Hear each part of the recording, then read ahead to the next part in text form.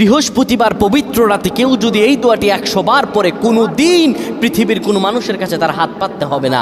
পৃথিবীর সব কিছু তার পায়ের নিচে আল্লাহ হাজির করে দিবেন।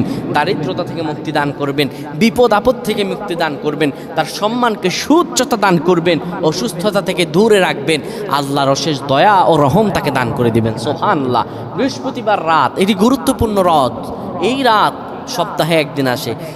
আরবিতে রাত আগে আসে, দিন পরে আসে। সুতরাং বৃহস্পতিবারের যে দিন গিয়ে রাত, এটি বৃহস্পতিবার রাত নয়, এটি শুক্রবারের রাত, এটি জুমাবারের রাত, এটি দোয়া কবুলের রাত, আল্লাহর কাছাকাছি হওয়ার রাত। সুবহানাল্লাহ।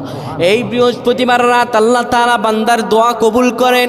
কেউ যদি বৃহস্পতিবার রাতে ঈশা নামাজের পরে পবিত্র হয়ে ইয়া হাইয়ু ইয়া হাইয়ু ইয়া হাইয়ু ইয়া রফিয়ু ইয়া রফিয়ু ইয়া রফিয়ু এই দোয়াগুলো পড়তে পারে 100 বার, আল্লাহ রাব্বুল আলামিন তার